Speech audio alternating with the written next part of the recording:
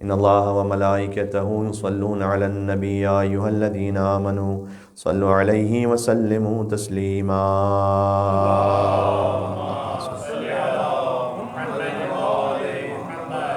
أعوذ بالله من الشيطان الرجيم. بسم الله الرحمن الرحيم. لا حول ولا قوة إلا بالله العلي العظيم. والصلاة والسلام على أشرف الأنبياء والمرسلين حبيب إله العالمين سيدنا ونبينا وشفيع ذنوبنا وطبيب نفوسنا ومولانا بالقاسم محمد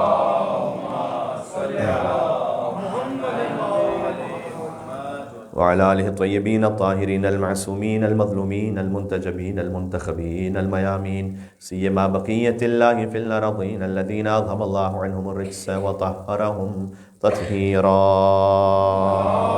اللهم صل على محمد واللعنة الدائمة على أعدائهم أجمعين. آستان شب جمعہ پر ہیں، امام زمان علیہ السلام کو یاد کرتے ہیں. بسم اللہ الرحمن الرحیم. اللہم کل ولیک الحجة ابن الحسن صلواتك عليه وعلى آبائه في هذه الساعة وفي كل ساعة وليا وحافظا وقائدا وناصرا ودليلا وعينا حتى تسكنه أرضك طوعا وتمتعه فيها طويلا. اللهم صل على محمد وآل محمد. اما بعد فقد قال الله الحكيم في كتابه المجيد. بسم الله الرحمن الرحيم. وإن منكم إلا واردها كان على ربك حتما مقضيا. نعرہ صلوات. اللهم صل على محمد وآل محمد. سورہ مریم سے ایک آیت پیش نظر ہے کہ جس میں قیامت کے بارے میں ایک بہت اہم بیان ہے.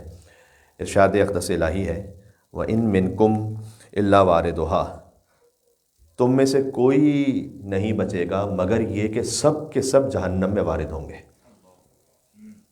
یہ ساری انسانیت سے اللہ بات کر رہا ہے، کافروں سے نہیں، منافقوں سے نہیں، ہم اور آپ سے بھی بات ہے. یہ اس آیت کو ذرا آج حل کرنے کی کوشش کرتے ہیں کہ اس کا مطلب کیا ہے. جہنم میں سب وارد ہوں گے، اس کا مطلب کیا ہے، اور پھر وہاں سے نجات کیسے ملے گی. اللہ سبحانہ وتعالیٰ نے اس کے لیے کیا اہتمام رکھا ہوا ہے. ایک مل کے صلوات پہلے بھیجتے ہیں محمد وعلی محمد پر. اللہم صلی علی محمد وعلی محمد. کان علی ربک حتما مقضیہ. آیت اس طرح سے ختم ہوتی ہے کہ اگر کسی کو یہ ڈاؤٹ ہو رہا ہے کہ ایسا ہوگا یا نہیں ہوگا کہ سب کے سبھی جہنم میں وارد ہوں گے. وارد کا ترجمہ میں جان بوجھ کر نہیں کر رہا ہوں، اس لیے کہ سارا معاملہ ہی اس وارد کے لفظ پہ ہے کہ سبھی کے سب جہنم میں وارد ہوں گے. کان علی ربک حتما مقضیہ. یہ بات تمہارے رب کی جانب سے حتمی اور طے شدہ ہے، یعنی اس میں کسی قسم کا کوئی ڈاؤٹ نہیں ہے. بات واضح ہو رہی ہے. یہ سورہ مریم کی آیت نمبر 71 ہے. اس کے بعد آگے مزید فرمایا کہ ثم ننجی الذین اتقوا. پھر ہم صاحبان تقوی کو نجات دے دیں گے. خود بخود اس لفظ میں بات پوشیدہ ہے کہ وارد ہوں گے تو نجات ملے گی نا. تو صاحبان تقوی بھی وارد ہوں گے لیکن انہیں نجات مل جائے گی. وَنَذْرُ الظَّالِمِينَ فِيهَا جِثِيًّا. اور ظالم اس جہنم میں ذلت کے ساتھ پڑے رہیں گے. اب دیکھیں وہی ہے کہ اب پتہ نہیں کس سر پھرے نے کہہ دیا تھا کہ قرآن کافی ہے، کہ جب تک کہ کلام اہل بیت اطہار علیہ السلام کو آپ نہ چھوڑیں. تو آیت اللہم صلی علی محمد وعلی محمد. تو آپ حل کیجئے، اس آیت کو حل کیجئے کہ سب کے سب داخل ہوں گے. اور اللہ سبحانہ وتعالیٰ نے کہا کہ جو صاحبان تقوی ہیں ہم ان سے نجات دیں گے، یعنی صاحبان تقوی بھی جہنم میں داخل ہو کر وارد ہو کر وہاں سے جائیں گے. اچھا بہرحال عرض خدمت یہ دیکھیں قرآن کی یہی لطافت ہے. آپ کو قرآن ایک آیت سے کبھی دوسری آیت کو جوڑنا پڑتا ہے، کبھی کلام اہل بیت اطہار علیہ السلام سے سہارا لینا پڑتا ہے، اور بلکہ قرآن و اہل بیت ساتھ ساتھ ہیں تو ہر آیت کے لیے کلام اہل بیت سے سہارا ضروری ہے.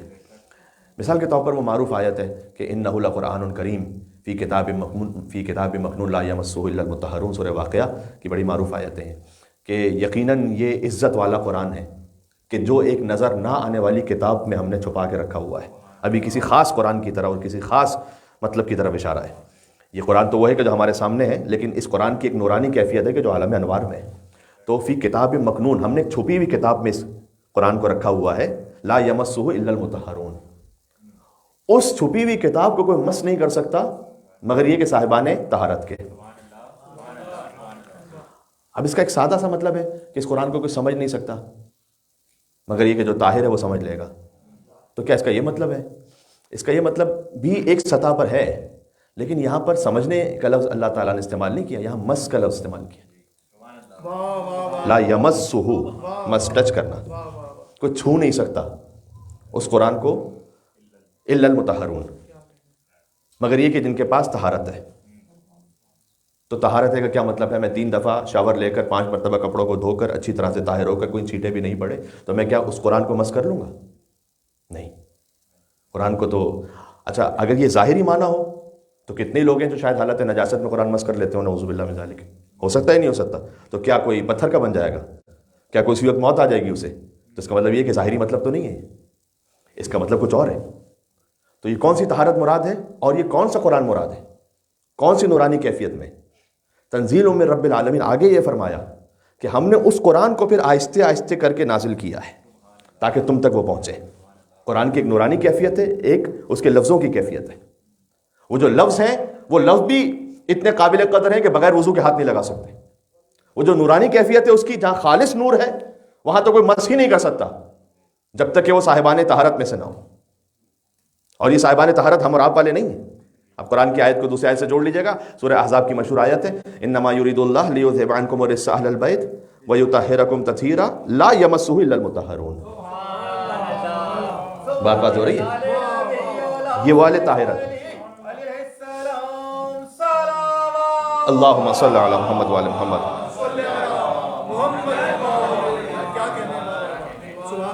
جنہیں طہارت اللہ نے عطا کی ہے ان کے سوا کوئی مس نہیں کر سکتا اس قرآن کو۔ یہ مس کا لفظ ہے یہاں پر، اسی لیے مولا علی علیہ السلام کے لیے بھی ایک بڑی لطیف حدیث ہے، میں تفصیل میں تو نہیں جاؤں گا۔ بہرحال حضور مکرم نے فرمایا کہ لا تسبوا علیًا، علی پر سب و شتم ہرگز نہ کرو، انہ ممسوس فی ذات اللہ۔ ممسوس وہی مس سے ہے، ممسوس جسے مس کیا گیا ہو۔ انہ ممسوس فی ذات اللہ، وہ اللہ سے اتنے قریب ہیں، اتنے قریب ہیں۔ یہ تعبیر استعمال کی رسول اللہ نے، میں کیا کروں ترجمہ اس کا؟ اللہ سبحانہ وتعالیٰ کا کوئی جسم نہیں ہے، نہیں، فإنہ ممسوس فی ذات اللہ، جیسے کہ مس ہو چکے ہوں، ممسوس فی ذات اللہ۔ علی کو سب و شتم نہ کرنا، وہ اللہ سے ایسے قریب ہے کہ ممسوس فی ذات اللہ، کہ جیسے کوئی مس کر رہا ہو۔ مس کر رہا ہوں، میں پھر سے بار بار کہہ رہا ہوں، اللہ کے جسم کو کوئی نہیں مس کر سکتا۔ یعنی اللہ سبحانہ وتعالیٰ نے جیسے اپنی صفات جمالیہ اور جلالیہ کا مکمل مظہر بنایا ہو، وہ ہے علی بن ابی طالب علیہ السلام۔ یہ وضاحت ضروری بات بازی ہوگی۔ تو اس طرح سے قرآن کی جو لطافتیں ہیں ان کو آپ کو سمجھنے کے لیے فقط لغت سے سہارا نہیں بنے گا کہ ہم نے عربی لغت چیک کر لی تو ہمارے لیے کافی ہو گیا، بس نہیں۔ اس کے لیے آپ کو قرآن کی دوسری آیتیں دیکھنی ہے اور ساتھ ہی کلام اہل بیت علیہ السلام دیکھنا ہے۔ ورنہ ایام فاطمہ کی مجلس میں سنا چکا ہوں کہ وہ جو ابا کا مطلب نہ پہچان سکیں، اس واقعے کو دہرانے کی تو ضرورت نہیں ہے۔ اس طرح سے اب کتنے ہی مطالب میں بات ایک ذہن میں آ رہی ہے، تو چلیں یہاں پیش کر دوں۔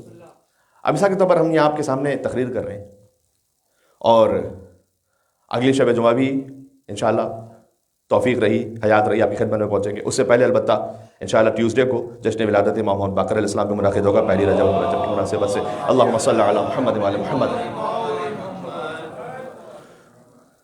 تو فرض کیجئے کہ اگلی شب جمعہ ہم پہنچے اور بالکل سیم لفظ بہ لفظ وہی تقریر کرنا شروع کر دی۔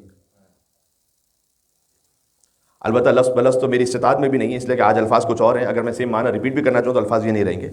تو لفظ نہ بھی تکراروں، فقط معنی تکراروں، تو آپ کہیں گے مولانا پتہ نہیں حافظہ مولانا کا کیا ہو گیا کہ پچھلی شب جمعہ جو کہہ رہے تھے بالکل سیم وہی بات اس شب جمعہ بھی بالکل ریپیٹ کر رہے ہیں، تھوڑا سا تو وقفہ دے دیتے۔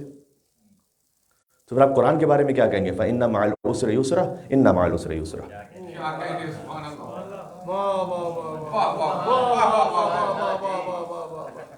ایسا ریپیٹیشن تو فَبِأَيِّ آلَاءِ رَبِّكُمَا تو کا زبان میں تو 2 آیتیں 3 آیتوں کے بعد آیت ریپیٹ ہو رہی ہے نا، یہ تو بغیر کسی وقفے کے۔ فَإِنَّ مَعَ الْعُسْرِ يُسْرًا إِنَّ مَعَ الْعُسْرِ يُسْرًا۔ تو کیا پہلی مرتبہ بہرے ہو گئے تھے؟ ہم سمجھ نہیں آ رہا تھا کیا وجہ تھی؟ معاملہ کیا ہے؟ دیکھیں اب میں آپ سے اشارہ کروں گا اس پہ میں تفصیل میں، لیکن یہ قرآن کے مطالعے میں شب جمعہ پہنچ جائے تو اچھا ہے کہ اگر ہم ایک بات آپ سے کہہ رہے ہیں نا آج شب جمعہ، اور بالکل وہی بات ریپیٹ کر رہے ہیں نیکسٹ شب جمعہ، تو آج جو شب جمعہ کا ہے اس کا بھی وہی مطلب ہے، جو نیکسٹ شب جمعہ کا اس کا بھی وہی مطلب ہے. ہاں قرآن میں یہ معاملہ نہیں ہے. اچھا چلے مثال کو تھوڑی سی آسان کروں. ابھی میں تقریباً آدھی دنیا گھوم کر آ رہا ہوں مختلف جگہوں میں مجالس پڑھتے ہوئے، تو آج ایک تقریر ہم نے میلبرن میں کی، اور ایک تقریر عمان میں کی، ایک تقریر کویت میں کی. وہی تقریر، تو جو میلبرن میں مطلب تھا وہی کویت میں مطلب تھا، وہی ملیشیا میں مطلب تھا. اللہ تعالیٰ کا یہ معاملہ نہیں ہے. فَإِنَّ مَعَ الْعُسْرِ يُسْرًا کا مطلب کچھ اور ہے، إِنَّ مَعَ الْعُسْرِ يُسْرًا کا مطلب کچھ اور ہے.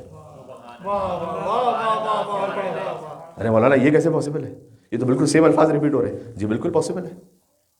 اس میں جو مطالب، اب دیکھیں بات زبان پر آ گئی تو مجھے اس کو حل کرنا ہے تھوڑا سا. ایک صلوات کا سہارا دیجیے گا تو میں تھوڑا سا بات کو اللہم صلی علی محمد وعلی محمد. جی بس مجھے ڈر ہے کہ اتنا وقت نہ گزر جائے کہ جو اصل آیت میں نے پڑھی ہے کہ ہر ایک کو جہنم سے ہو کر گزرنا ہے وہ نہ رہ جائے. تو میں اس کو سمجھانے کے لیے پڑھ رہا ہوں کہ قرآن کی جو لطافتیں اور باریکیاں وہ کتنی ہوتی ہیں. تو آپ کو قرآن کو قرآن ہی سے حل کرنا پڑتا ہے. ذرا غور فرمائیے. اب فَإِنَّ مَعَ الْعُسْرِ يُسْرًا، إِنَّ مَعَ الْعُسْرِ يُسْرًا کبھی ہوتی ہے تاکید اس لیے کہ آپ مخاطب جو ہے وہ یقین نہیں کر رہا متکلم کی بات کا، تو آپ 2-3 دفعہ ریپیٹ کرتے ہیں. دیکھو راستہ بند ہے، دیکھو راستہ بند ہے وہاں پر، وہ تو آپ نے 2 دفعہ اس لیے کہا کہ آپ کو تاکید کرنی پڑی تاکہ اس کو یقین آ جائے. لیکن قرآن میں یہ معاملہ تو نہیں. قرآن جو مومن پڑھ رہا ہے اس کا مطلب ہے کہ قرآن پر ایمان رکھتا ہے، پہلی بات پر ایمان رکھتا ہے وہ. تو یہاں پر ایمان کی وجہ سے نہیں ریپیٹ ہو رہا کہ ہمیں پہلی بات پر ایمان نہیں آ رہا تھا. ہاں اب اس میں معانی اور معارف کا سمندر ہے. مثال کے طور پر یہاں شروع الم نشرح لک صدرک، یہ سورہ انشراح کی آیت ہے. الم نشرح لک صدرک ووضعنا عنک وزرک الذی انقض ظہرک ورفعنا لک ذکرک فإن مع العسر یسرا إن مع العسر یسرا. الم نشرح لک صدرک، کیا ہم نے آپ کے سینے کو کشادہ نہیں کیا تاکہ آپ مصائب اور سختیوں کو تحمل کر سکیں. الم نشرح لک صدرک ووضعنا عنک وزرک، اور جو آپ پر بوجھ تھا اس کو ہم نے ہلکا کر دیا. تفسیر قمی میں جا کر دیکھیے گا اس سورہ میں ہر آیت سے مراد تعویل میں علی بن ابی طالب ہے. یہ درمیان میں ایک اور بات آ گئی.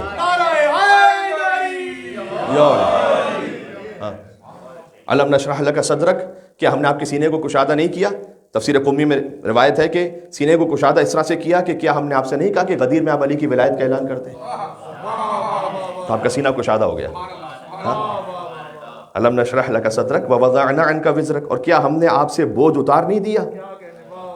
ہاں بعلی الحرب، یہ روایت کا جملہ ہے، اس لیے کہ ہم نے جنگوں میں علی بن ابی طالب کو آپ کا نمائندہ بنا کر بھیجا، تو آپ کا بوجھ ہلکا نہیں ہو گیا. وَوَضَعْنَا عَنْكَ وِزْرَكَ الَّذِي أَنْقَضَ ظَهْرَكَ، وہ بوجھ کہ جو آپ کی کمر کو توڑ رہا تھا ہم نے علی کے ذریعے سے وہ بوجھ اتار دیا.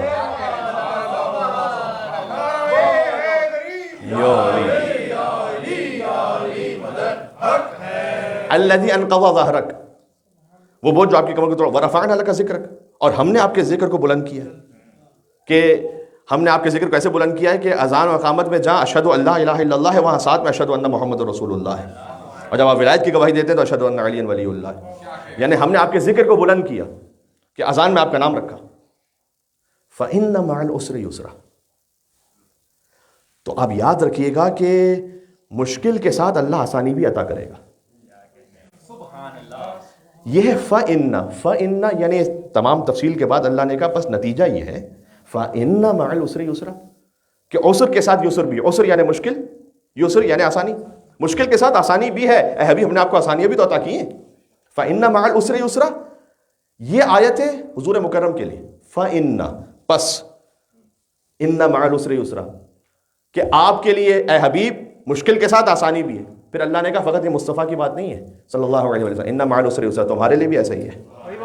تمہارے لیے بھی زندگی میں ہر مشکل کے ساتھ کوئی نہ کوئی آسانی موجود ہے. آیت کا مطلب واضح ہو گیا. آیت تکرار نہیں ہو رہی، ایک آیت مصطفیٰ کے لیے، ایک آیت آپ کے لیے.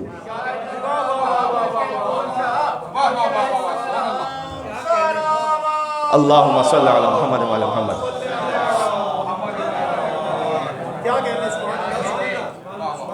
دیکھیں قرآن کو سمجھنا ہے تو پھر اس طرح سمجھیے گا. یہ ابھی ایک لیئر میں نے آپ کے سامنے سنائی ہے. ابھی کم از کم مجھ جیسا ایک حقیر سا بندہ 4-5 لیئرز اور آپ کو سنا سکتا ہے یہاں پر. چلے میں آپ کے چہرے کی دلچسپی کو دیکھتے ہوئے میں ایک بات اور کہتا ہوں. فإن مع العسر یسرا، یہ بات ہے پہلی آیت. ساری تفصیل کے بعد فإن مع العسر یسرا، تو بس ہر مشکل کے ساتھ آسانی تھی یا نہیں؟ ان مع العسر یسرا، جیسے ماضی میں ہر مشکل کے ساتھ آسانی تھی، دوسری آیت مستقبل میں ہر مشکل کے ساتھ آسانی رہے گی. آپ فکر نہ کیجئے، ایک آیت ہے ماضی کے بارے میں، ایک آیت ہے مستقبل کے بارے میں. پھر اس میں ایک اور کلیئر ہے، وَإِنَّ مَعَ الْعُسْرِ يُسْرًا وَإِنَّ مَعَ الْعُسْرِ يُسْرًا. بہت غور کیجئے گا، العسر کا لفظ ہے، عسر یعنی مشکل، اس پر الف لام ہے. یسر پر الف لام ہے یا نہیں؟ ان مع العسر یسرا، اس پر الف لام نہیں. اور کیجئے گا، ان مع العسر یسرا، عسر کے بعد الف لام ہے. یہ الف لام ایک خاص چیز کو پہنچا رہا ہے. ان مع العسر یسرا، الیسرا نہیں ہے. ہاں، ان مع العسر یسرا. اردو میں آپ نے سن رکھا ہے معرفہ اور نکرہ، اس میں معرفہ اس میں نکرہ، definite article indefinite article English. اس میں معرفہ کسے کہتے ہیں بھائی؟ اس میں معرفہ سے کہتے ہیں کہ جو متعین ہو، مخصوص ہو. ہاں، اور اس میں نکرہ کسے کہتے ہیں؟ جو مخصوص نہ ہو. بہت سمپل سی بات ہے. مثال میں کمیل مہدوی ایک مخصوص شخص کا نام ہے، یہ اس میں معرفہ ہو گیا. انسان اس میں نکرہ ہو گیا، جنرل. ٹھیک. کبھی جو اس میں معرفہ ہے وہ اپنی حیت ہی میں، فنڈامنٹل یہ بات ہے، وجود میں ہی اس میں معرفہ ہوتا ہے. جیسا کہ طور پر آپ کا جب نام رکھا گیا تو اس میں معرفہ تھا، نام رکھتے ہی وہ اس میں معرفہ تھا. ہاں، کبھی ایک لفظ ہوتا ہے جو ہوتا ہے اس میں نکرہ ہے، یعنی وہ انڈیفینٹ آرٹیکل ہے، لیکن کسی طریقے سے اس کو معرفہ بنا دیا جاتا ہے. پین اس میں نکرہ ہے، پین دنیا جہاں کے سارے پین، اس کے آگے آپ د لگاتے ہیں. ہاں، please pass on the pen to me, مثلا اگر میں اس انگلش کو لفظ کو صحیح کہہ رہا ہوں، یا دس پین، تو اب یہ معرفہ ہو گیا، نکرہ سے معرفہ ہو گیا. بات واضح نا؟ عربی زبان میں جب آپ کو اس میں نکرہ سے معرفہ بنانا ہو تو اس میں الف لام لگاتے ہیں. یوم یعنی کوئی بھی دن، الیوم اکملت لکم دینکم.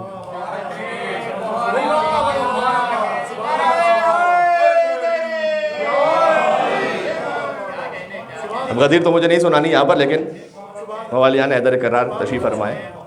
یوم یعنی جنرل کوئی دن، الیوم خاص دن. ان مع العسر یسرا، العسر یعنی خاص مشکل، ایک اسپیسیفک مشکل. یسرا یعنی آسانیاں، بہت سی آسانیاں، ایک اسپیسیفک آسانی نہیں، کئی آسانیاں. پتہ نہیں میں مطلب کا پہنچا پا رہا ہوں یا نہیں پہنچا پا رہا ہوں. ہاں، جہاں مصائب اور مشکل کی بات ہے وہاں ایک اسپیسیفک بات کی اللہ نے. اس کے بعد جہاں یسر کی بات کی ہے یعنی آسانیاں، فراوانیاں، آسانیوں کی. اب تکرار کیوں کی پھر یہاں پر؟ ان مع العسر یسرا، یہ بات تو ایک آیت میں سمجھ میں آ گئی تھی. فإن مع العسر یسرا، پھر ان مع العسر یسرا. اس لیے یہ بات اب میں صرف و نحو کی نہیں کر رہا، میں معنی بیان کی کر رہا ہوں، عربی بلاغت کی. یہ اردو میں بھی ہے اور عربی انگلش میں بھی ہے. اگر دو سینٹنس آپ ایک ساتھ ریپیٹ کریں ایک ہی جیسے، جس میں اس میں معرفہ کو ریپیٹ کریں دو سینٹنسز میں، العسر دونوں میں، اور اس میں نکرہ کو بھی ریپیٹ کریں، یسر بھی دونوں میں ہے میرے ساتھ آپ؟ ہاں. جب معرفہ ریپیٹ ہوگا نا اس کا مطلب وہ ایک ہی ہوگا، لیکن جب نکرہ ریپیٹ ہوگا تو اس کا مطلب دوہرا ہو جائے گا. مثلا امام بارگاہ، یہ اس میں نکرہ ہے، کوئی بھی امام بارگاہ. پنجتن سوسائٹی آف وکٹوریا، اس میں معرفہ ہے. اب مثال سن لیجیے گا، یقیناً پنجتن سوسائٹی آف وکٹوریا میں مجلس ہوگی، اور پھر یقیناً پنجتن سوسائٹی آف وکٹوریا میں مجلس ہوگی. یہاں پنجتن سوسائٹی آف وکٹوریا ایک ہی امام بارگاہ ہے، لیکن مجلسیں دو ہیں. بات واضح ہو رہی ہے؟ ایک مجلس پھر دوسری مجلس. ہاں، اس لیے کہ جب معرفہ ریپیٹ ہو تو معرفہ وہی متعین رہتا ہے، نکرہ ریپیٹ ہو تو معنی میں اضافہ ہو جاتا ہے. فإن مع العسر یسرا، یقیناً اس ایک خاص مشکل کے ساتھ آسانی ہوگی. ان مع العسر یسرا، اور اسی مشکل کے ساتھ ایک اور دوہری آسانی بھی ہوگی، یعنی اللہ مشکل ایک عطا کرے گا، آسانیاں دو عطا کرے گا. سمجھ میں آ رہی ہے؟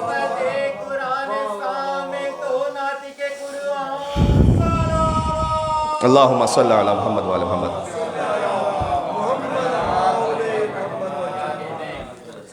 لہذا کسی شاعر نے کہا بھی تھا کہ اذا ضاقت بک الدنیا ففکر فی الم نشرح، اگر دنیا تجھ پر تنگ ہو جائے تو غور کرنا سورہ الم نشرح پر.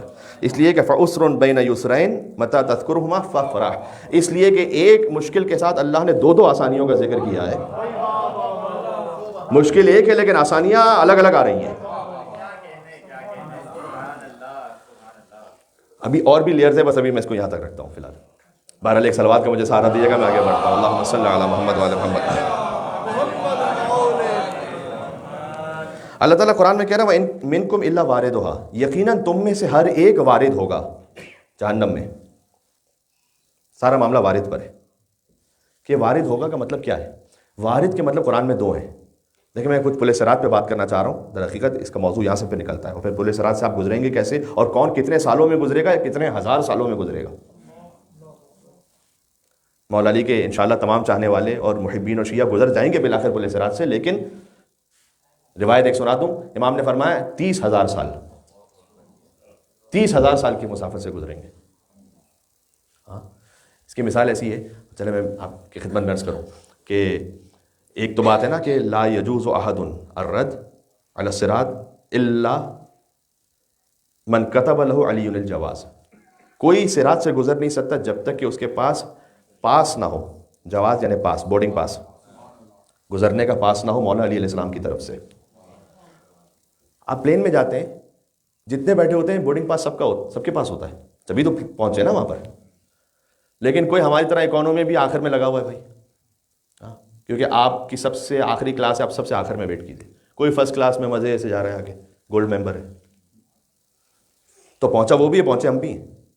وہ 2 منٹ میں پہنچ گیا، ہو سکتا ہم آدھے گھنٹے میں پہنچے. یہ دنیا کا معاملہ اس لیے کہ صراط پر ہے کہ کوئی برق رفتاری سے گزرے گا. حدیث میں کوئی 30,000 سال میں گزرے گا. تو صراط سے گزرنا ہے، جو کہ آپ کے پاس تو ہے محبت علی کا. ہاں، لیکن گزریں گے کیسے؟ 4 طرح کے لوگ ہیں، 4 طرح کے لوگ ہیں. ایک فرمایا کہ جو بجلی کی رفتار سے گزر جائیں گے، پہلا. دوسرا فرمایا دوڑتے ہوئے گزریں گے. تیسرا ٹہلتے ہوئے گزریں گے. چوتھا لڑکھڑاتے ہوئے گزریں گے. ایسے لڑکھڑاتے ہوئے کہ کبھی تھوڑا سا جہنم کا شعلہ لگ رہا ہوگا اور عذاب میں مبتلا ہوں گے، اور پھر آگے بڑھیں گے، اور پھر کہیں کسی مشکل میں گرفتار ہوں گے، اور ہزاروں سال بعد پہنچیں گے. تو محبت علی بن ابی طالب ہمیں جواز تو فراہم کر رہی ہے، لیکن وہ گزرنا کیسے وہاں پر؟ آپ نے اس محبت کو برتا کیسے دنیا میں؟ لہٰذا ایک حدیث امام علیہ السلام کی فرمایا کہ پل صراط یہی دنیا میں تمہارا امام ہے. جیسا اس امام کے ساتھ برتاؤ کیا تھا ویسے اس صراط سے گزر جاؤ گے وہاں سے. بات واضح ہو رہی ہے؟ تو 17 حدیثیں اب مجھے سنانی تھی آپ کو، لیکن آج میں سنا نہیں سکوں گا ساری. 17 حدیثیں تو کم از کم ہے کلام اہل بیت علیہ السلام میں کہ صراط سے آپ گزریں گے کیسے اور کون سے اعمال سے گزریں گے. ٹھیک ہے، تو اس کی تفصیل، لیکن میں اس آیت کو پورا کر دوں کہ ہر ایک نے گزرنا ہے جہنم سے. اب وارد ہونا ہے جہنم پر. یہ وارد ہونے کا مطلب کیا ہے؟ وارد ہونے کا مطلب 2 ہو سکتے ہیں، دونوں قرآن میں ذکر موجود ہے. وہ یہ کہ مثال کے طور پر اللہ سبحانہ و تعالیٰ نے وَلَمَّا وَرَدَ مَاءَ مَدْيَنَ، تفصیل میں نہیں جاؤں گا. حضرت موسیٰ علیہ السلام کے سامنے 2 لوگوں کا جھگڑا ہو رہا تھا، آدم شیعتی و آدم عدوی. ایک ان کا شیعہ تھا، ایک ان کا دشمن تھا. جو شیعہ تھا اس نے استغاثہ کیا، جانتے ہیں آپ. حضرت موسیٰ علیہ السلام مدد کے لیے پہنچے، ایک مکہ رسید کیا اور وہ مر گیا. جو دشمن تھا وہ مر گیا. اس کے بعد ایک بہت دور کے علاقے سے اگلے دن ایک شخص حضرت موسیٰ علیہ السلام کے سورہ قصص کی آیتوں کو خلاصہ سنا رہا ہوں، دوڑتا ہوا آیا اور کہا کہ یہ فورس آپ کے پیچھے آ رہی ہے، آپ کو گرفتار کرنے کے لیے، آپ چلے جائیں ایسے. فخرج موسیٰ، حضرت موسیٰ علیہ السلام نکلے اپنی قوم سے، من خائفا یترقب، کہ وہ خوف کے عالم میں تھے. اس پر مولا علیہ السلام نے فرمایا تھا کہ موسیٰ علیہ السلام نے ہجرت کی تھی، وہ خوف کے عالم میں تھے. میں شب ہجرت بسر رسالت پر ایسا سویا کہ جیسے نیند آج نصیب ہوئی ویسے زندگی میں نصیب نہیں ہوئی تھی. وَلَمَّا وَرَدَ مَاءَ مَدْيَنَ، آگے ہے کہ موسیٰ علیہ السلام وارد ہوئے مدین کے کنویں میں. یعنی کیا؟ جو کنواں تھا جہاں حضرت شعیب کی بیٹیوں سے ان کی بعد میں ملاقات ہوئی، حضرت شعیب کی بیٹیوں کے لیے پانی بھرا اور پھر وہ لے گئے. پھر بعد میں حضرت شعیب کی ایک بیٹیوں میں سے ایک سے ان کی شادی ہوئی. تفصیل حضرت موسیٰ علیہ السلام پہنچے. یہاں پر ہے وارد کا مطلب پہنچنا، کنویں میں گھس نہیں کہتے اندر. وَلَمَّا وَرَدَ مَاءَ مَدْيَنَ، وارد ہوئے. ماں کہتے ہیں پانی کو، یعنی مدین کے پانی پر، یعنی کنویں پر جب وارد ہوئے یعنی پہنچے وہاں، اندر داخل نہیں ہوئے. ایک وارد کا مطلب ہے پہنچنا، داخل ہونا نہیں. وہاں پہنچے اور وہاں سے گزر گئے. یہ ہے صراط، جسر علی جہنم. ہر ایک نے صراط سے گزرنا ہے. حتیٰ سیدہ کون سلام علیہ کی جو روایات ہیں نا، جب بی بی تشریف لائیں گی تو روایت میں اس طرح سے ہے کہ آواز آئے گی، اے محشر والوں نگاہوں کو بند کر لو، لے تجوز فاطمہ علی الصراط، تاکہ بی بی فاطمہ صراط سے گزر جائے. ہاں، اب جب ان کا محب، سچا محب برقرفتاری سے گزرے گا تو بی بی کیسے تشریف لے جائیں گی، اس کی تفصیل تو پھر اپنے مقام پر، لیکن بہرحال وہیں سے گزر کے جانا ہے. ٹھیک ہے. تو یہ آیت حتیٰ ائمہ علیہ السلام کے اصحاب کو بھی شامل کرتی ہے کہ ہر ایک نے گزرنا ہے جہنم سے، یعنی جہنمی ہوتے ہوئے نہیں، نعوذ باللہ من ذالک، وارد ہونا ہے. اچھا وارد ہونا ہے، وہاں سے اوپر سے گزر جانا ہے صراط سے. پھر وہ جو صاحبان تقویٰ ہوں گے اللہ انہیں نجات دے دے گا. اللہ نے اگلی آیت میں کہا، آیت سنا چکا ہوں. اور جو ظالم ہے انہیں اللہ ذلت کے ساتھ وہیں کھینچ کے رکھے گا. ایک ہے وارد ہونے کا مطلب، یہ ایک ہے وارد ہونے کا مطلب نہیں، وارد ہونے کا داخل ہونا پورا. یہ مطلب بھی اس آیت کے حوالے سے ٹھیک ہے. یہ کیسے ٹھیک ہے؟ ابھی میں آپ کے سامنے آیت عرض کرتا ہوں. انکم تعبدون من دون اللہ حسب جہنم انتم لہا واردون.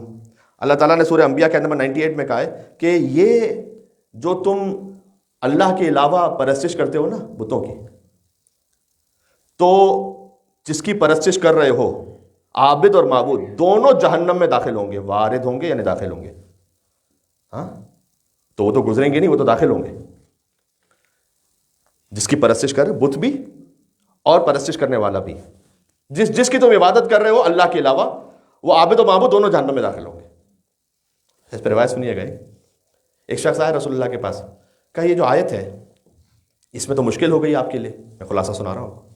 کہا کیا مطلب؟ رسول اللہ نے نقل بالمعنی کہا آپ یہ کہہ رہے ہیں اللہ تعالیٰ نے کہا ہے کہ اگر کوئی اللہ کے علاوہ کسی اور کی عبادت کرے گا تو اللہ عابد کو اور معبود کو دونوں جہنم میں ڈالے گا. رسول اللہ نے کہا کہ ہاں یہ آیت ہے. فرمایا تو کیا حضرت عیسیٰ کی عبادت نہیں کرتے لوگ؟ ہائے ہائے ہائے، سوال تو زبردست ہے بھائی. تو حضرت عیسیٰ کی عبادت جو کر رہے ہیں تو کیا نعوذ باللہ اللہ عیسیٰ کو بھی جہنم میں ڈالے گا کیا؟ کیونکہ معبود تو وہ بھی بن گئے کچھ لوگوں کے لیے، اللہ کے علاوہ وہ بھی معبود ہیں. حضور نے فرمایا کہ ما اجہلک بلسان قومک، کتنے جاہل ہو تم اپنی ہی زبان سے. اس کے بعد حضور مکرم نے فرمایا، آج قرآن کی کچھ گہرائیاں سامنے آ گئیں. حضور نے کہا، اللہ سبحانہ وتعالیٰ نے کہا ہے کہ انکم وما تعبدون، ومن تعبدون نہیں کہا، تم اور جس کی تم عبادت کرتے ہو اللہ کے علاوہ. ما اور من دو لفظ عربی میں. ما کا مطلب ہے جس، من کا مطلب ہے جن. یعنی ما استعمال ہوتا ہے غیر ذوی العقول کے لیے، یوزولی جو صاحبان شعور نہیں ہوتے ان اشیاء کے لیے. من استعمال ہوتا ہے ذوی العقول کے لیے جو عقل رکھتے ہیں. من کنت مولا فہذا علی مولا، جن کا میں مولا ہوں، یہ جن وہ ہے، ان کے علی مولا ہیں. یعنی جن صاحبان عقول کا میں مولا ہوں، ان تمام صاحبان عقول کے علی بھی مولا ہیں. شاید حضور مکرم نے اس لفظ کو کہہ کے سمجھایا کہ جو علی کو مولا نہ مانے وہ نہ سمجھے اپنے آپ کو صاحبان عقل میں.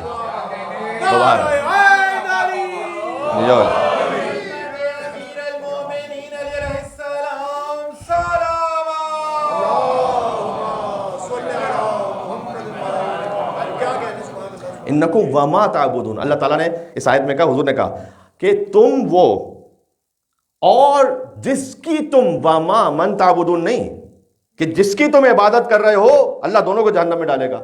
ما تعبد یعنی جن بتوں کی غیر صاحبان عقل. حضرت عیسیٰ علیہ السلام ماں میں نہیں، حضرت عیسیٰ علیہ السلام من میں. ہاں انکم ومن تعبدون نہیں کہا اللہ نے. بہرحال تو اللہ داخل، تو یہاں واردون کا مطلب کیا ہے؟ وارد یعنی اللہ داخل کرے گا. تو اللہ داخل کرے گا. تو کیا اس آیت میں سورہ مریم میں وَإِن مِّنكُمْ إِلَّا وَارِدُهَا، تم سب کے سب وارد ہوگے جہنم میں، یعنی داخل بھی ہوگے.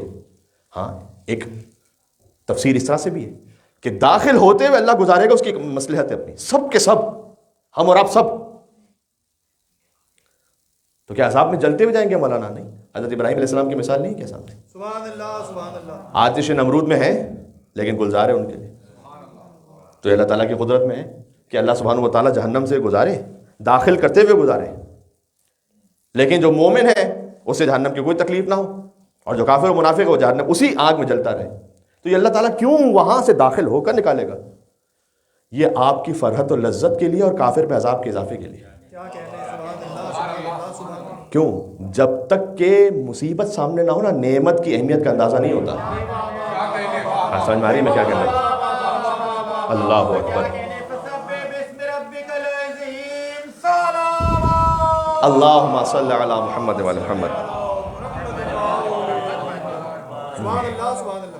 ناظرین بھائی، آپ کے صلوات کی گونج بھی ساری دنیا میں ہے ماشاءاللہ، جہاں جہاں سے میں ہوتا ہوا آ رہا ہوں ماشاءاللہ، ذکر اہل بیت اطہار علیہ السلام کے صدقے میں. تو عرض خدمت یہ کہ فرمایا اللہ سبحانہ و تعالیٰ نے کہ ہم تمہیں داخل کریں گے. یہ جب سامنے جنتی اس جہنم کے عذاب کو دیکھ کر جنت میں پہنچے گا. ہاں کاش میری بات پہنچ سکے. مولا علی علیہ السلام نے کیا فرمایا ہے؟ جب تک تم مریض نہیں ہوتے تمہیں صحت کی نعمت کا اندازہ نہیں ہوتا. ہم صحت مند ہوتے ہیں تو ہمیں احساس نہیں ہوتا کہ کتنی بڑی نعمت ہے. جب کوئی مرض کے عالم میں گزرتا ہے پھر پتہ چلتا ہے, پھر جب صحت یاب ہوتا ہے نا پھر اس سمجھ میں آتا ہے کہ میں کتنی بڑی نعمت میں تھا. جنتی ڈائریکٹ جنت میں چلا جائے گا تو اسے پتہ ہی نہیں چلے گا کتنی بڑی نعمت میں آیا ہوا ہے. جہنم سے گزر کے جائے گا, جب کہ اس وقت جہنم کا عذاب اسے تکلیف نہیں دے رہا ہوگا لیکن وہ دیکھتا ہوا جائے گا, ارے یہ صاحب بھی یہاں پر, شکر میں وعدہ خلافی نہیں کرتا تھا میں نکل گیا, شکر میں مال حرام نہیں کھا رہا تھا میں نکل گیا, شکر میں غیبت نہیں کر رہا تھا میں نکل گیا, شکر میں علی بن ابی طالب کی ولایت پر تھا میں نکل گیا. یہاں سے ہوتا ہوا جب جنت میں جائے گا تو جنت کی نعمت کی قدر ہوگی اسے, اس لیے اللہ تعالیٰ داخل کر کے گزارے گا. بات واضح ہو رہی ہے؟ لیکن یہ ہے قرآن, یہ ہے قرآن. سبحان اللہ. بات واضح. اب یہ وارد کا لفظ آپ کے ذہن میں رہے گا. دیکھیں وارد ایک سیلولر نیٹ ورک بھی ہے پاکستان میں, میں اس کی بات نہیں کر رہا, میں قرآن کے لفظ کی بات کر رہا ہوں. یہاں آ جائیے گا ذرا. تو وارد کا لفظ ذہن میں رہے گا. وَإِن مِّنكُمْ إِلَّا وَارِدُهَا, تم میں سے کوئی ایسا نہیں مگر یہ کہ وہ وارد ہوگا جہنم میں. اس کے بعد ثُمَّ نُنَجِّي الَّذِينَ تَقَوْا, اس کے بعد اللہ سبحانہ وتعالیٰ صاحبان تقویٰ کو نجات دے دے گا. اسی وارد کے لفظ سے جب آپ زیارت عاشورہ پڑھ چکے ہوتے ہیں تو سجدے میں جاتے ہیں اللہم ارزقنی شفاعت الحسین یوم الورود. پروردگار جب میں وارد ہو رہا ہوں اس وقت مجھے حسین ابن علی کی شفاعت نصیب فرما دے. کہ اس وقت کی شفاعت کی بات ہو رہی ہے. کیا کہنے,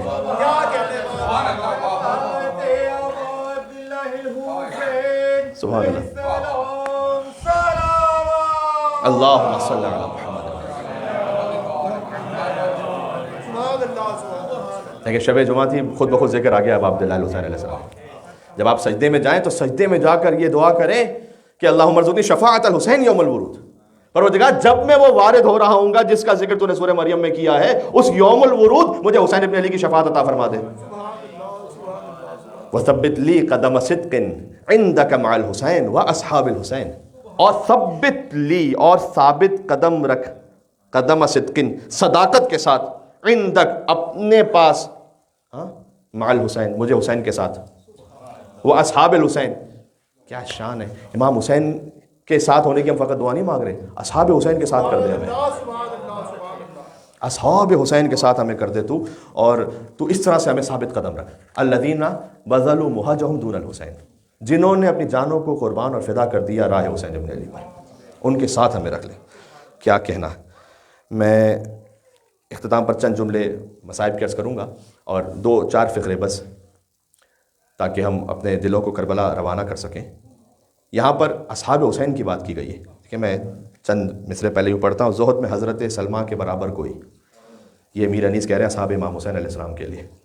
دولت فقر و قناعت میں ابو ذر کوئی, صدق گفتار میں عمار کا ہمسر کوئی, حمزہ عصر کوئی, مالک اشتر کوئی. ہوں گے ایسے ہی محمد کے جو شہداء ہوں گے. لیکن یاد رکھیے گا, نہ حسین کوئی دوسرا ہے نہ صاحب حسین دوسرے ہیں کوئی. ہوں گے ایسے ہی محمد کے جو شہداء ہوں گے, پھر جہاد ایسا نہ ہوگا نہ یہ پیدا ہوں گے. یہ واپس نہیں آنے والے ابھی. الذین بذلوا مہجہم دون الحسین, جنہوں نے اپنی روحوں کو دے دیا حسین کی راہ میں. پروردگار میں حسین کی شفاعت چاہتا ہوں اس یوم الورود پر, جب جہنم سے گزر رہے ہوں گے تو وہاں حسین کی شفاعت نصیب ہو, تاکہ جہنم کا شعلہ ہمیں نقصان نہ پہنچا سکے, اثر نہ کر سکے.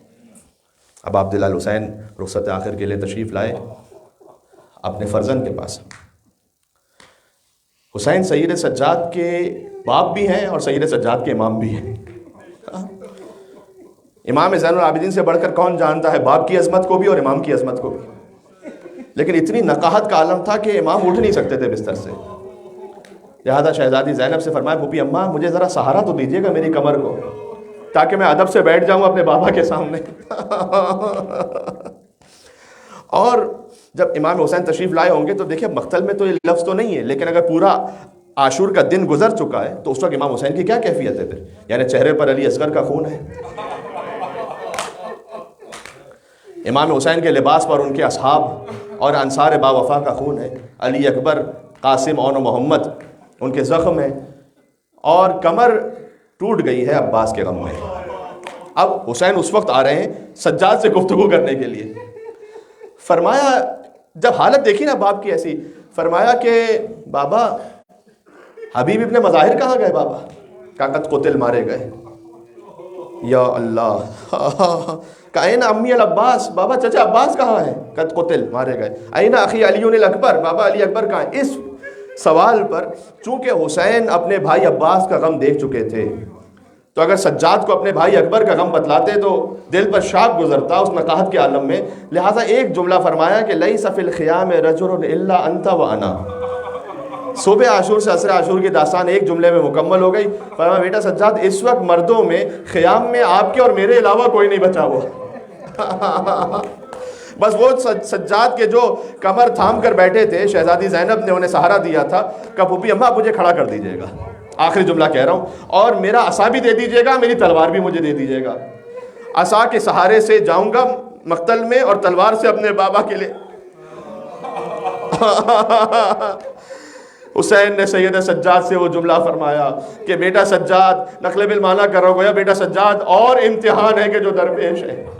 حسین کا امتحان کربلا میں ہے, سجاد کا امتحان کوفہ اور شام کے بازاروں اور درباروں میں ہے. لہذا سجاد نے یہ نہیں فرمایا کربلا کربلا کربلا, مدینہ پہنچ کر کہا اشا اشا اشا. وَسَيَعْلَمُ الَّذِينَ ظَلَمُوا عَلَى مُحَمَّدٍ أَيَّا مُنْقَلَبٍ يَنْقَلِبُونَ. السلام علی الحسین وعلی علی ابن الحسین وعلی اولاد الحسین وعلی اصحاب الحسین. اللہم ارزقنی شفاعت الحسین یوم الورود وثبت لی قدم صدق عندک مع الحسین واصحاب الحسین الذین بذلوا مہجہم دون الحسین علیہ السلام. صلوات بر محمد وعلی محمد. اللہم صلی علی محمد وعجل فرجهم.